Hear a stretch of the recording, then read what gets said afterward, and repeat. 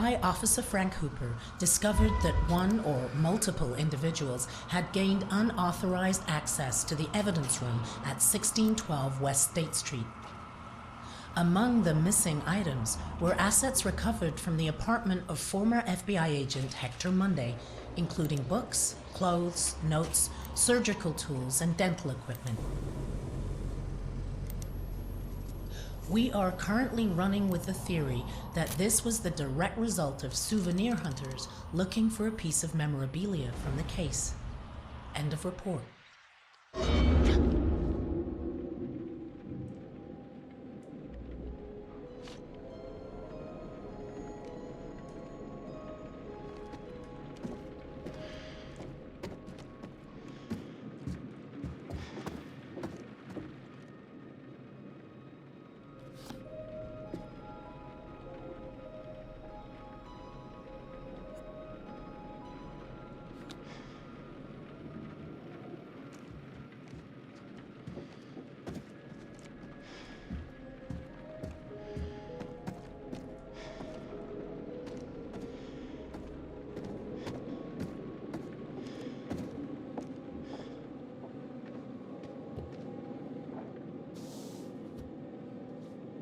Hector Waylon Monday.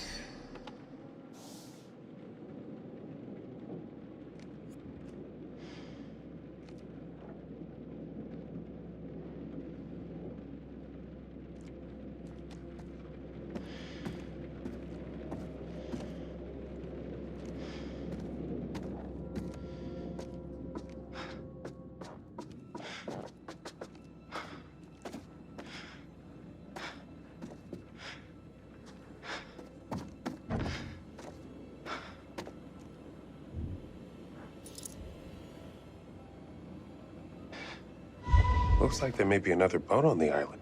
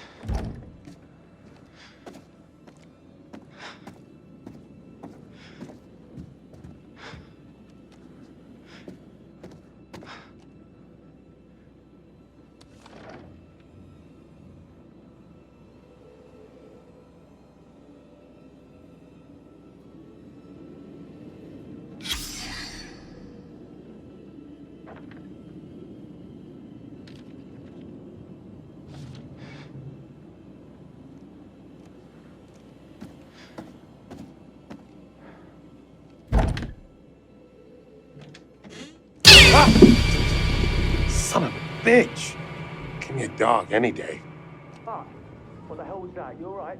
Yeah, just a stupid cat.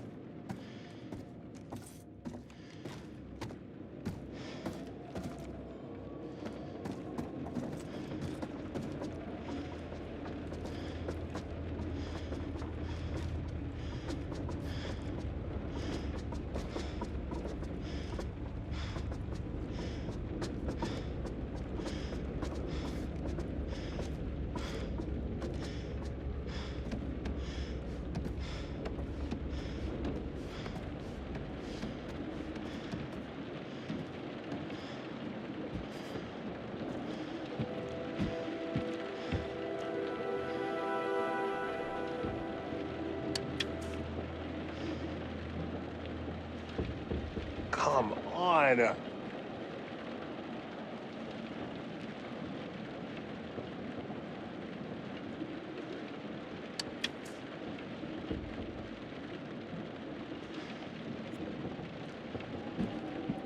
No way.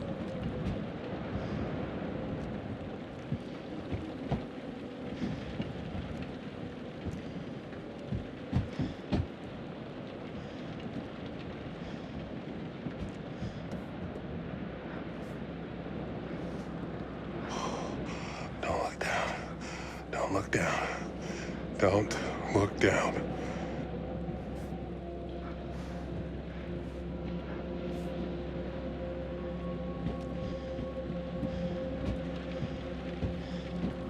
Tampering with this seal is a federal offense.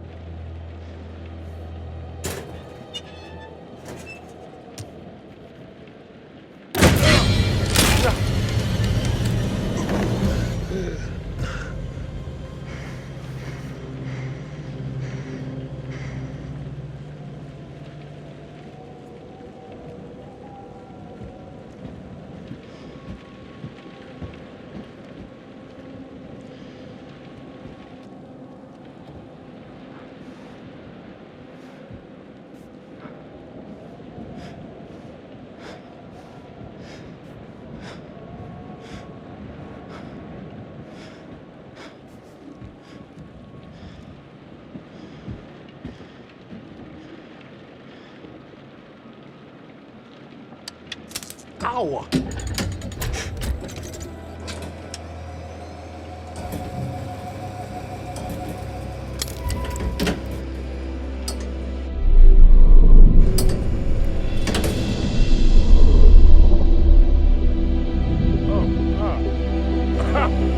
Fuck yes!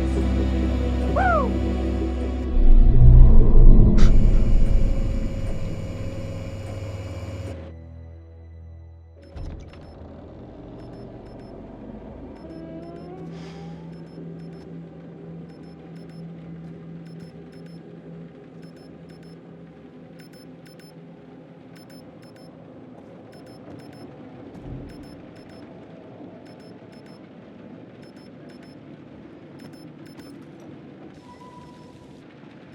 Hey!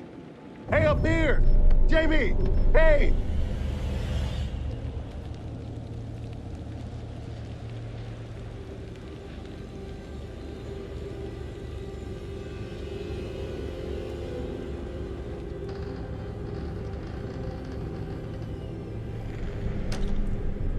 What the hell is that smell? Jesus. What the fuck is this? Oh, there you are. I wasn't expecting you. Are you early for a change?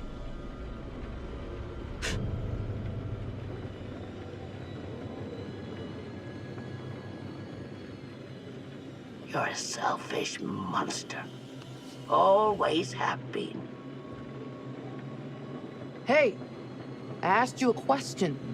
Wake up.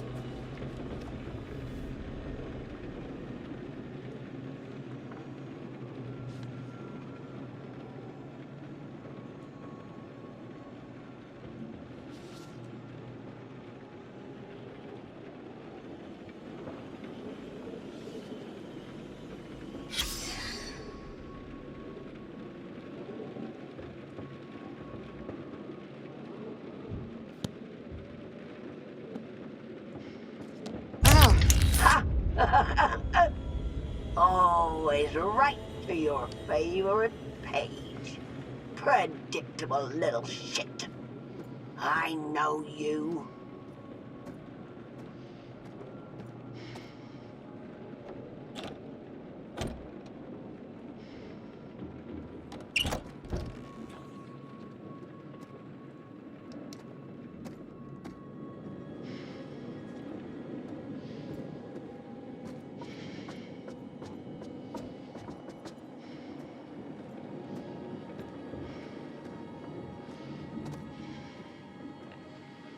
Mark?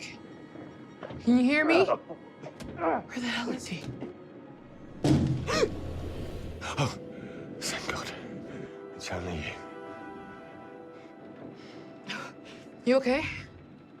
He's all right. He's trying to get that bloody light going.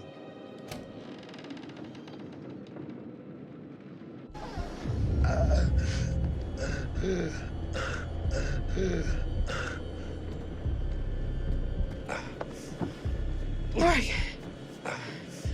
What happened to you?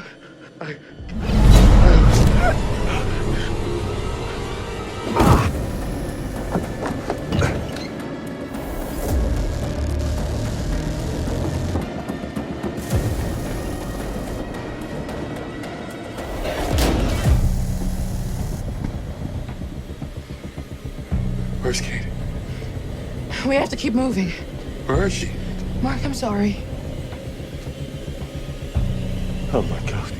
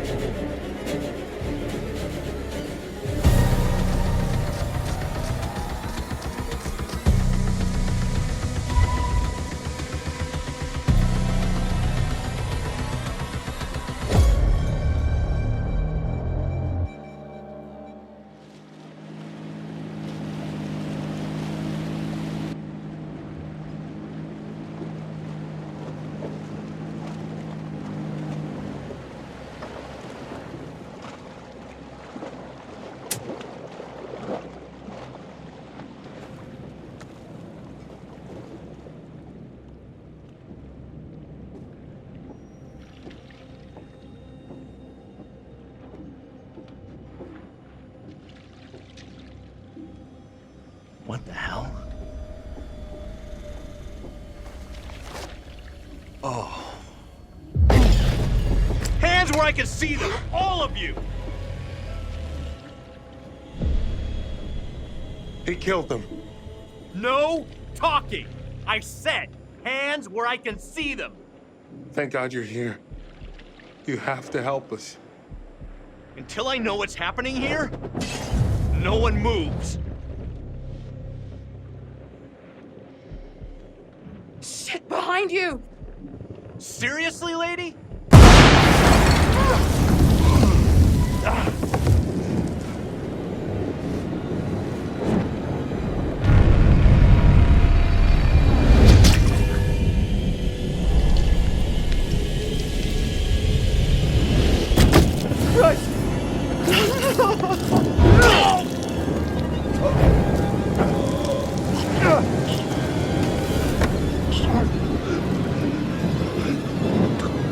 There! Let's go!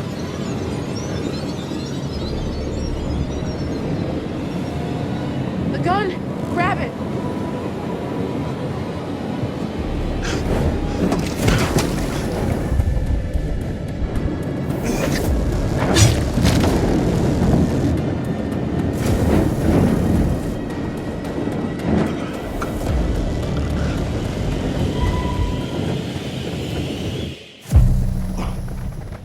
Come on.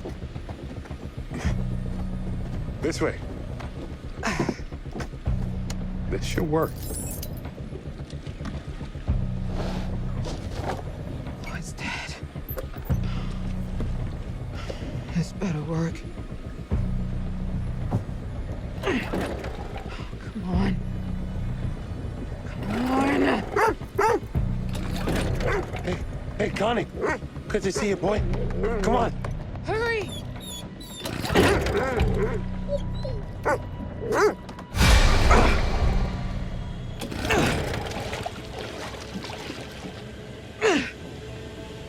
Oh, motherfucker. Yes, for it!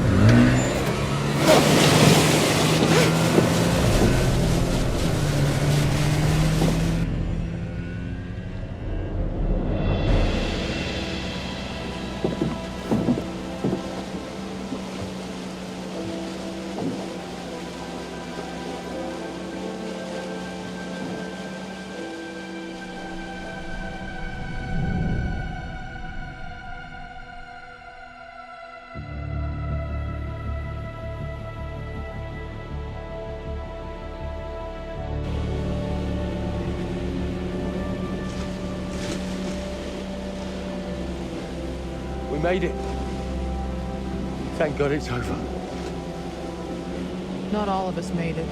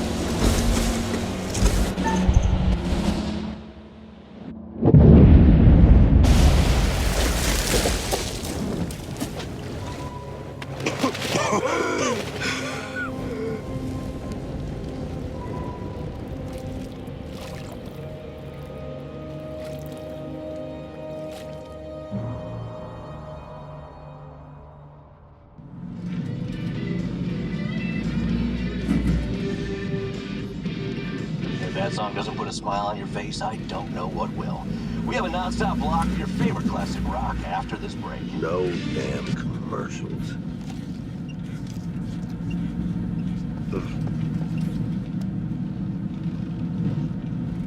Oh, shoot.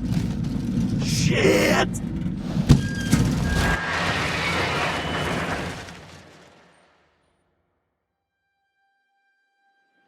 And I looked up, and there they were just in the middle of the flipping road, waving their hands and arms like a bunch of crazies. And where you coming in from? Fort Wayne.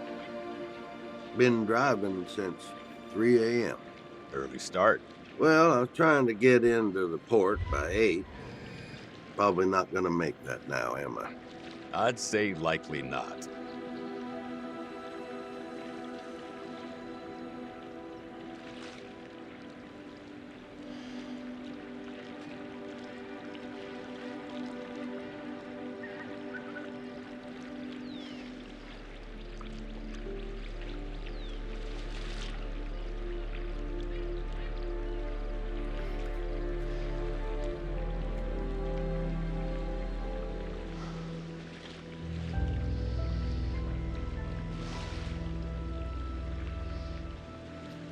Need a smoke, buddy?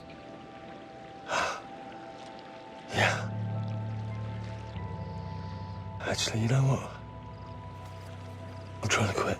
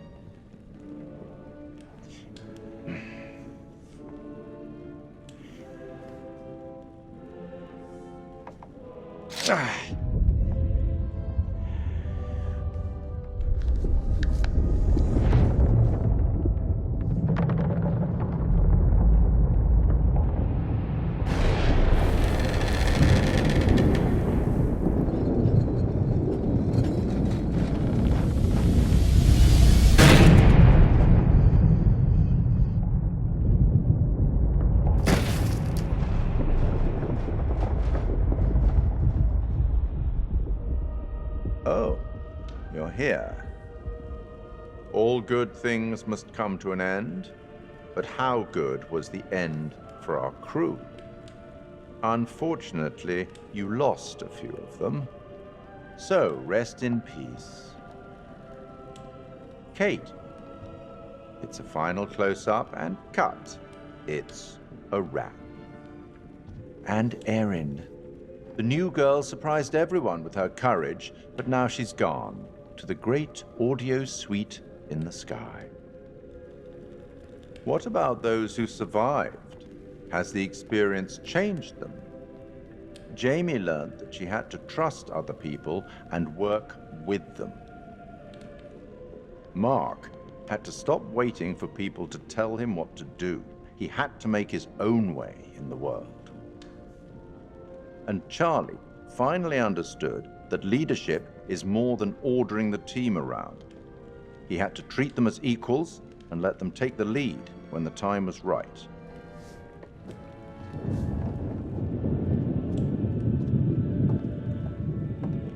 I'll tackle the paperwork in the morning. Can you find your own way out? It was, as always, enlightening. I have no doubt we'll meet again in the future. Farewell.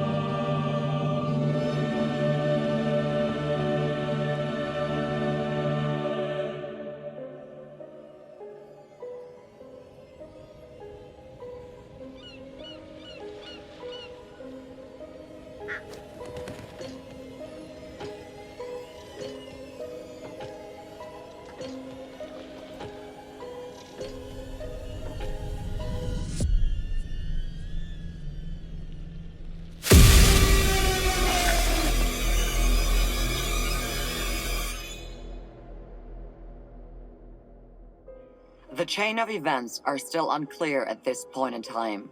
What we can confirm is that a little after 7:30, a truck driver was flagged down to render aid. The police were called and quickly arrived on scene. The survivors are part of a film crew, Lonnet Entertainment, the team behind the Architects of Murder docuseries. Fuck, man. It seems like as though that show. they got a little too close to their subject material. And some of them, sadly, did not survive. Thankfully, their ordeal is now at an end. Holy shit. Remember how my video went viral? How could we forget? You bring it up every chance you get. Just listen to this. I got enough views to win a competition. What did you win? An all-expense paid trip to an island resort for 5. Now I'm interested. Yeah, Mr. Dumet says they're gonna send a limo and everything. This is gonna be so much fun.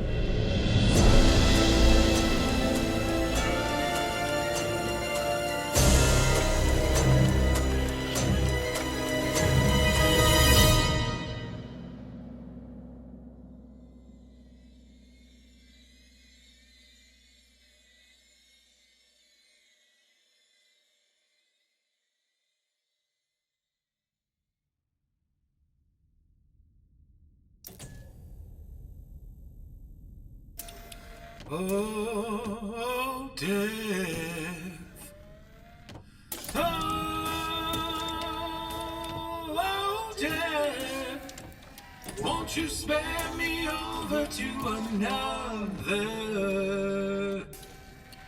year?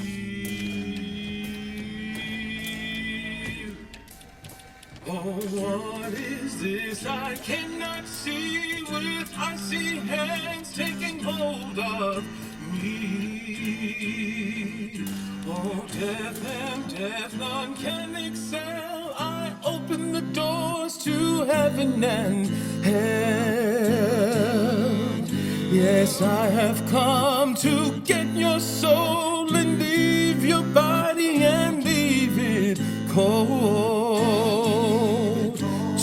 drop the flesh from on your frame. The earth and worm both have their claim. I said, oh, death, oh, death, won't you spare me over to another eve? I said, oh, death, oh, death, won't you spare me over to another eve? Now death, if this is true, please give me time to reason with you. From time to time you heard and saw, so I'll close your eyes and I'll lock your jaw. I'll lock your jaw so you can't talk. I'll fix your feet so you can't walk. And I'll dim your eyes so you can see this very hour. Now come with me. I said, oh, death, oh, death, won't you spare me over to another eve? I said, oh, death, oh, death, won't you spare me over to another eve? Now death, please give me time to fix my heart and change my mind. Your heart is fixed, your mind is brought. I'll have your shackles to drag you down. Too late to all farewell. My dawn is fixed, I'm summoned to hell. As long as God in heaven shall dwell, my poor soul shall burn in hell. I said, oh, death, oh, death, won't you spare me over to another eve? I said, oh, death, oh, death, won't you spare me over to another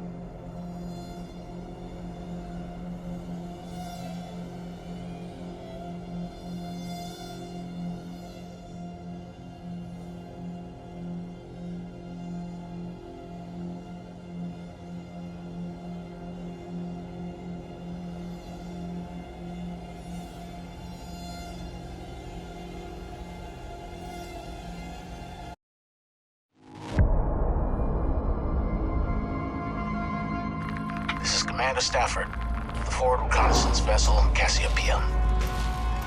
After successfully rendezvousing with a Charybdis marker, we have detached the booster ring and spurred a high as we make our final approach to Tau Ceti F. The ship has suffered a hull impact, but damage is minimal, and our technicians are restoring full functionality. This is Thomas Carter. Something's wrong with Sims. She's trying to kill me. I think... Our next transmission will be broadcast from orbit around humanity's future home. Stafford out.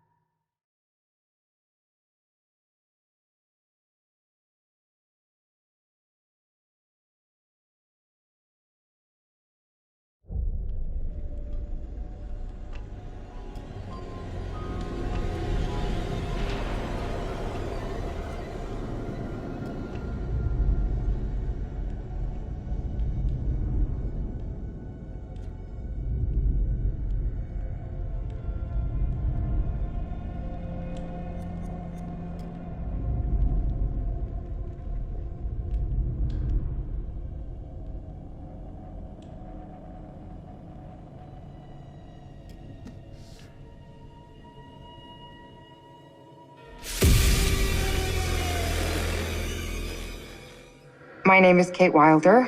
I've got a master's in criminal psychology.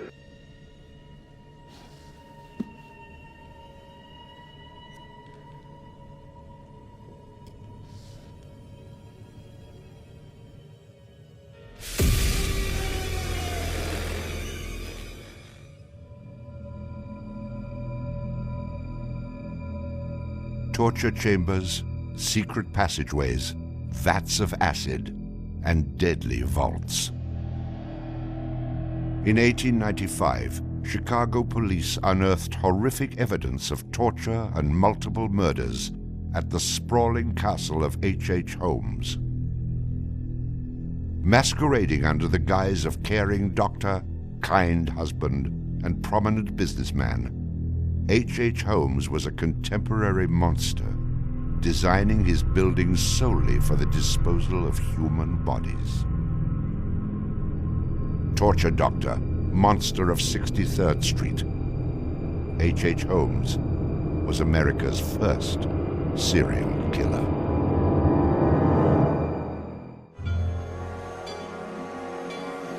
Just south of Chicago, the suburb of Inglewood was thriving with commerce. The train station itself had 9 leading lines of railway and over 100 trains stopping there every day. No other suburb of Chicago had this luxury. Dr. Henry Howard Holmes, a pleasure to meet you.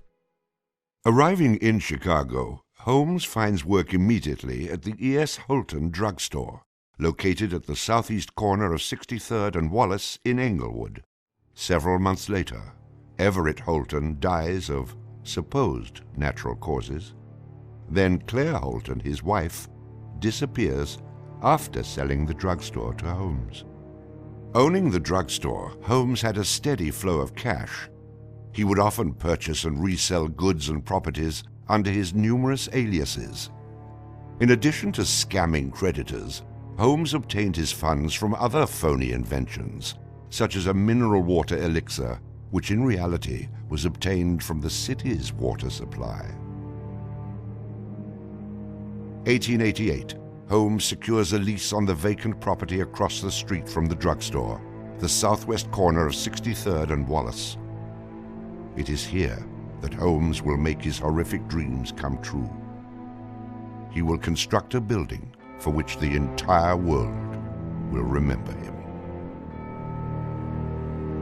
Fantasies start very young, and so what he did then was he took a step furtherance of his fantasies to make it reality. And probably, if we had done a little bit of investigation back then, we would have seen things like his plans, but not just plans for a building, because we'd expect to see architectural plans, but plans for his torture rooms. For the suburb of Englewood, The building Holmes is erecting at 63rd and Wallace is a massive construction project. Day after day, passers-by stop to gaze at the spectacle of the many laborers working together to create a magnificent new edifice in their neighborhood. Englewood residents were so impressed with the massive building that they named it the Castle. From its outward appearance, it seemed rather normal. But like the duality of Holmes, the exterior and interior of the building were extremely different.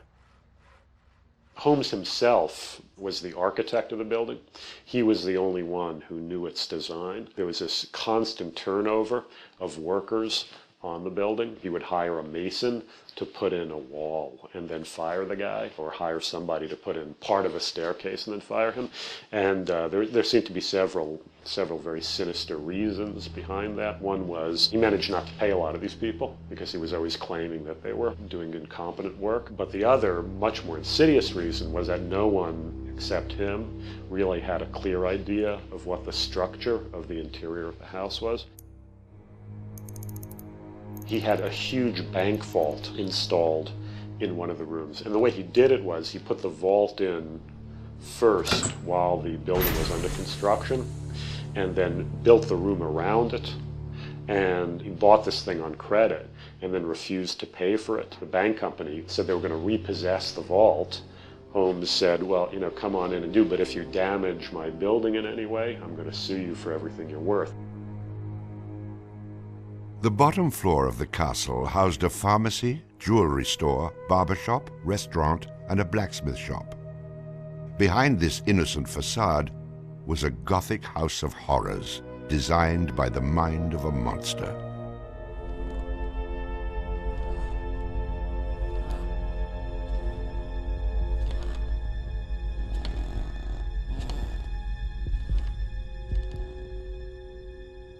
The third floor seemed innocent enough, containing rented rooms, legitimate offices, and Holmes's own bedroom.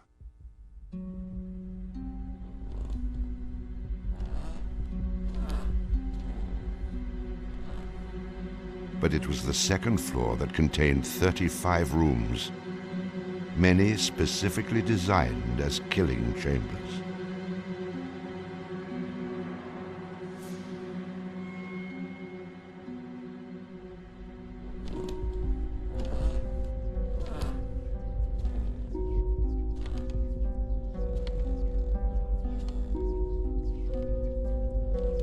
Disorienting unsuspecting victims, the labyrinthian construction contained numerous staircases and doorways that led nowhere.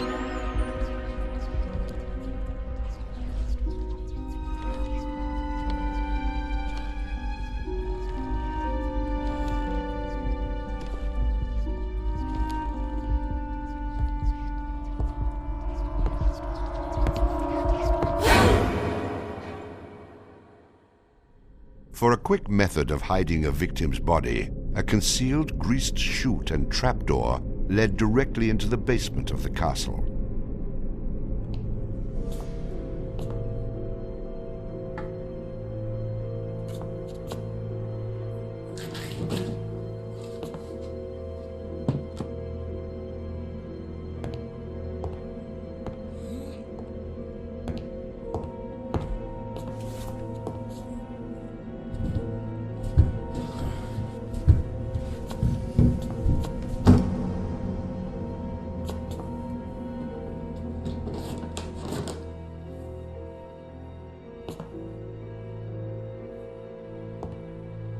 The basement held the most terrifying rooms, resembling a medieval torture dungeon.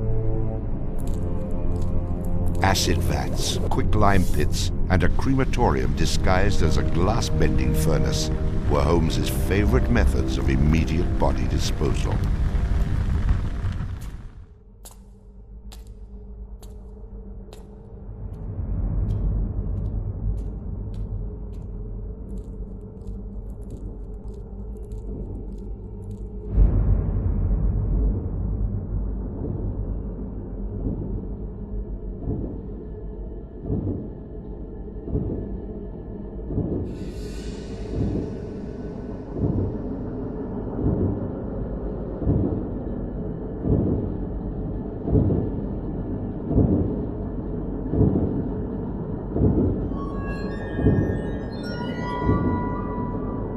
After cleaning and mounting their bones, Holmes would profit from his victims by selling their skeletons to local medical schools and universities.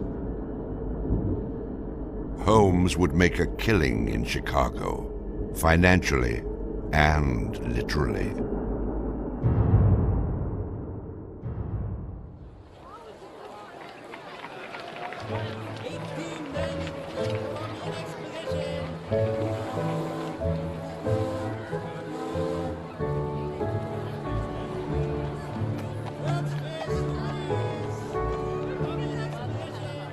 May 1st, 1893, the World's Columbian Exposition is open to the public in Chicago. Spanning 600 acres, sprawled out along beautiful Lake Michigan, the magnificent fair is a monumental sight to behold. Over 20 million people from around the world would attend the dazzling World's Fair between May 1st and October 30th, 1893.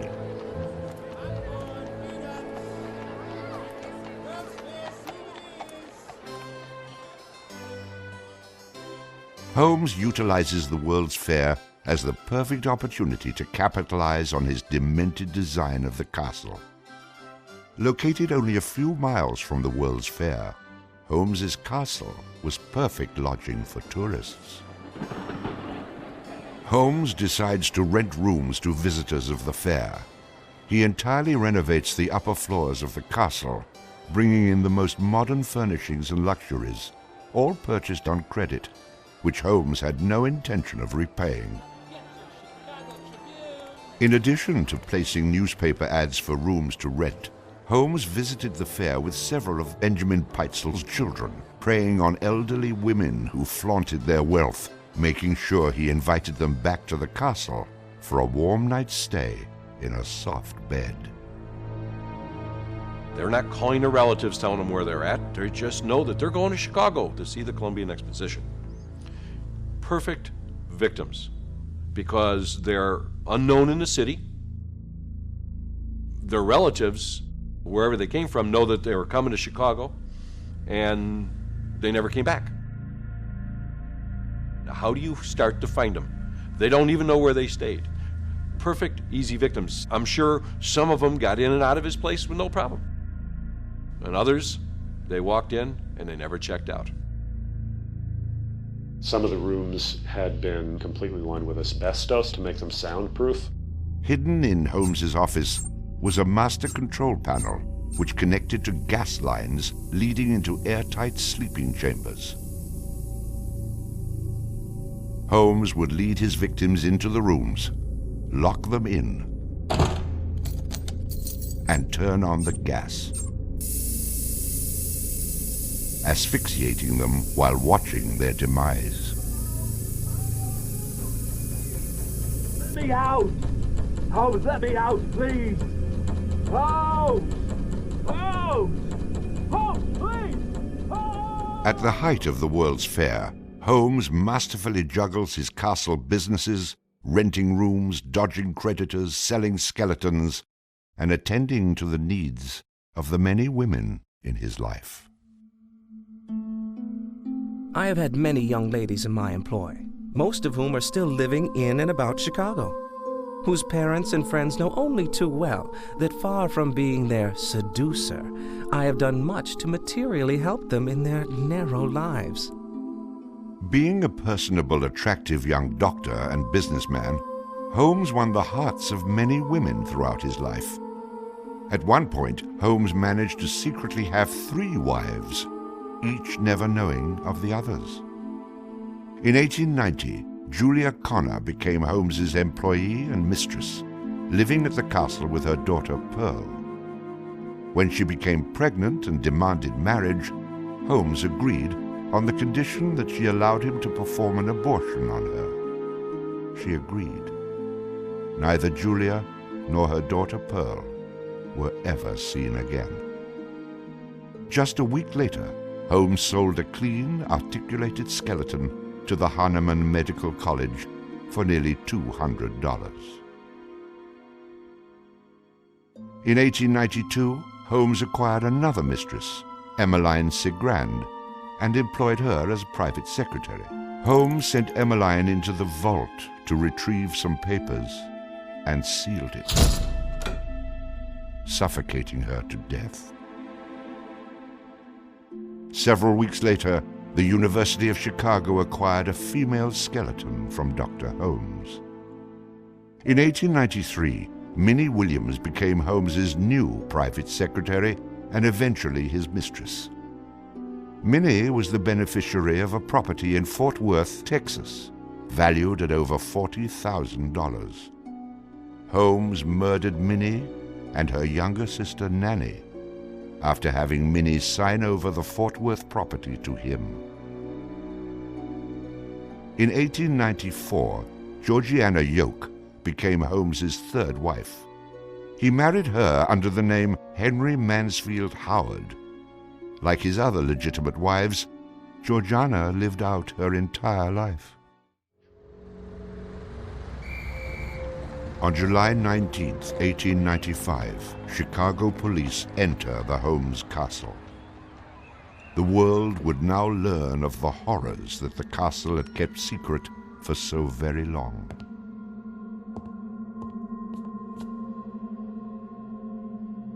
As disoriented detectives and police searched the upper floors of the castle, the true depths of Holmes's evil were waiting in the basement.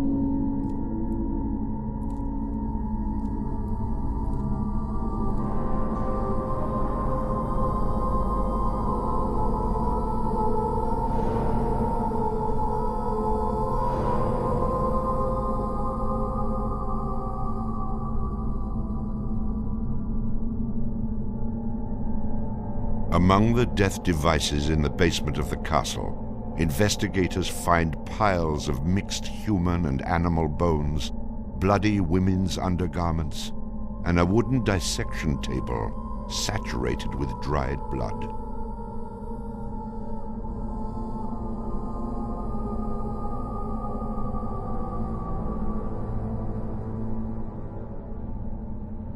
Chicago police were inundated with names of people reported missing from the World's Fair. 50 missing people were eventually traced to the Castle of Horrors. The evidence, blood and bones found in the basement posed a problem for 19th century criminal investigative techniques. It was very difficult to go and identify even the bones as being human in origin, because with the very small fragments you didn't have enough of the identifying characteristics to be able to make that ID.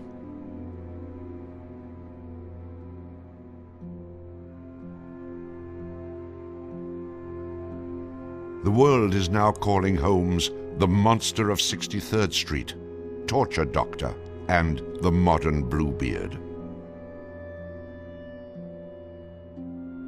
Overnight, Holmes transforms from arch-swindler to arch-fiend. A Chicago journalist calls Holmes a multi-murderer. The Holmes case generated this incredible amount of national attention and really international attention. Really in his own time and in America, Holmes was much more notorious and more widely known than Jack the Ripper, who was a contemporary of his.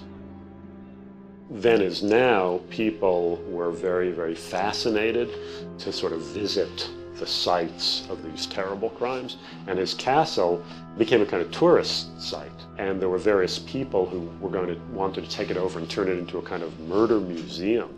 And then, just before some impresario was about to make it again into this tourist attraction, it burnt down. Somebody burnt it down. I mean, it could have been, who knows, some outraged citizen who didn't want this to become some very morbid tourist attraction.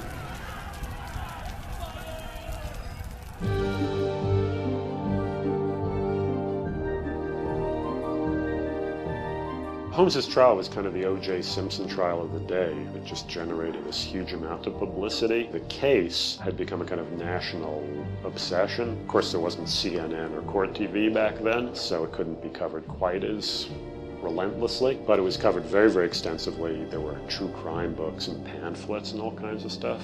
And Holmes himself had become a sort of folk figure almost, you know, the sort of national boogeyman.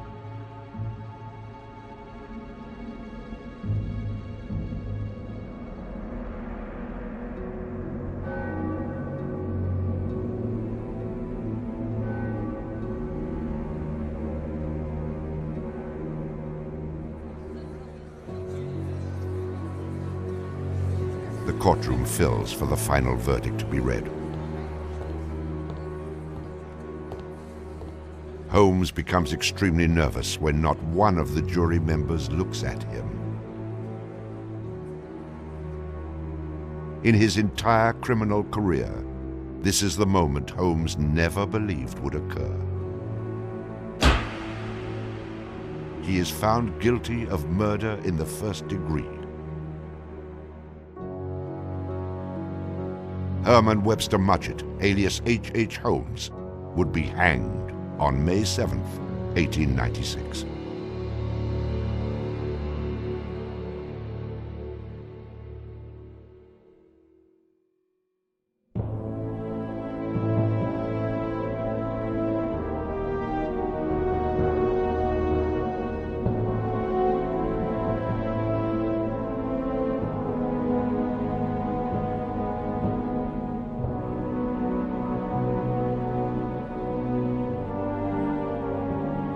While Holmes was in jail, awaiting the execution of the sentence, he was made an offer by William Randolph Hearst, supposedly for a significant amount of money, to provide his confessions. Holmes, who had already issued at a half a dozen completely self-contradictory versions of his crimes, clearly at this point felt he had nothing to lose. He was going to die anyway.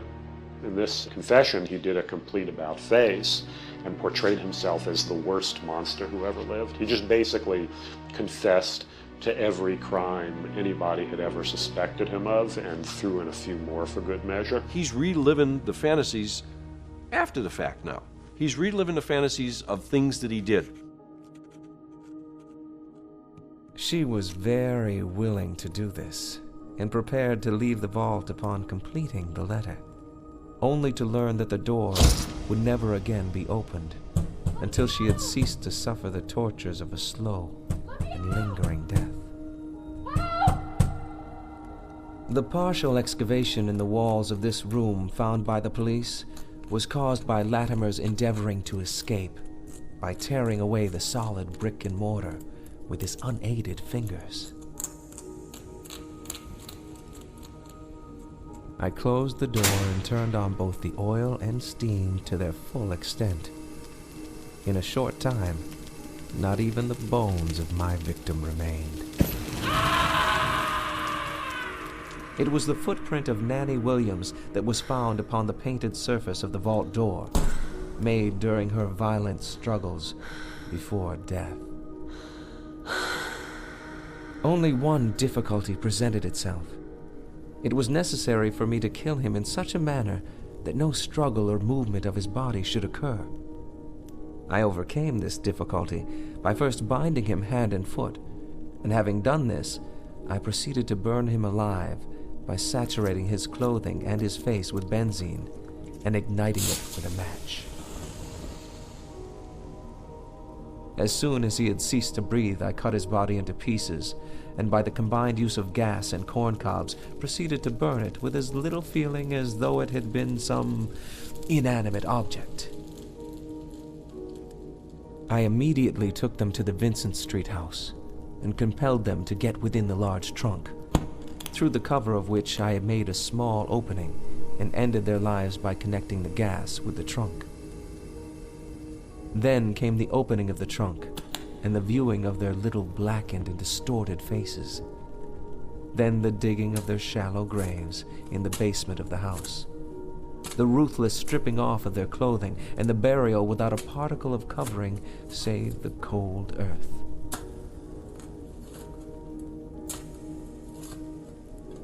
I am convinced that since my imprisonment, I have changed woefully and gruesomely from what I was formerly in feature and figure. My features are assuming a pronounced satanical cast. My head and face are gradually assuming an elongated shape. I believe fully that I am growing to resemble the devil.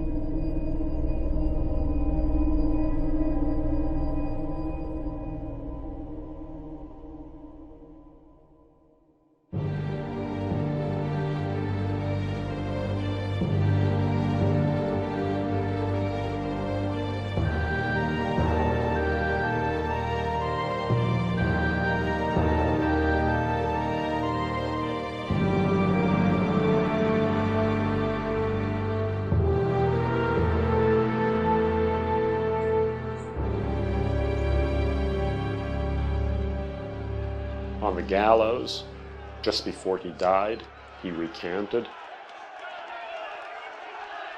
He claimed that the confession that he had published was a complete fabrication. The extent of my wrongdoing in the taking of human life consists in contriving the killing of 2 women that have died at my hands as a result of criminal operations. That is all I have to say.